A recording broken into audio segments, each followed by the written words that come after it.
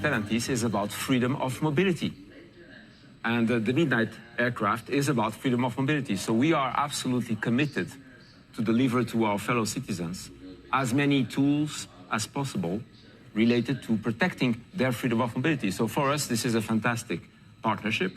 It's a big opportunity with a great company called Archer. And we see a perfect complementarity, a perfect synergy between what they are doing and what we can bring, namely, but not only, on the manufacturing system. Il y a un besoin de massification, c'est-à-dire qu'on sait que les fameux drones taxis, ça va représenter 15 000 appareils en circulation dans les 12-13 prochaines années. Donc il faut les produire, mais avec une qualité qui est celle qu'on a pour les avions, avec un niveau de défaillance qui est, pour ainsi dire, nul, tout en ayant un nombre de produits qui va être quasiment celui de l'automobile. Et c'est pour ça qu'il y a le besoin d'avoir le secteur aéronautique qui travaille avec des méthodes qui sont celles de l'automobile. Un avion, on exige que chacun des composants ait un taux de défaillance qui soit inférieur à une panne pour 1 milliard d'heures d'utilisation.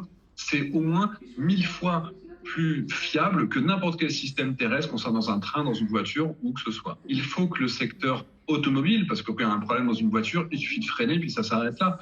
Il faut qu'il s'impose des normes avec des niveaux de précision, avec des niveaux de défaillance, avec un niveau de maintenance qui ne va pas être le même.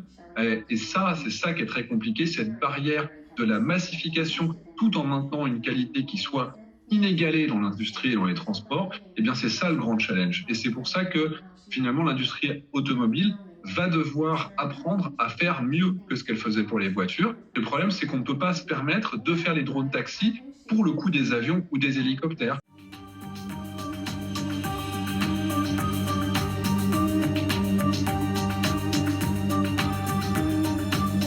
Yes, there is a crisis.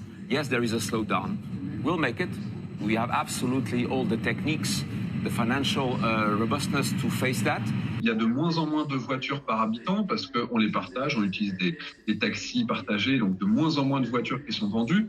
Et en même temps, il y a cette interdiction qui est déjà programmée des moteurs thermiques. Donc ça veut dire qu'il y a beaucoup de monde qui vont devoir se reconvertir. Et donc là, c'est vraiment une opportunité. Cette transition entre l'automobile vers le eVTOL, vers le drone taxi, elle arrive juste au bon moment pour éviter de fermer des usines dans des endroits où il y a réellement un potentiel industriel. On pourrait toutes les transformer progressivement.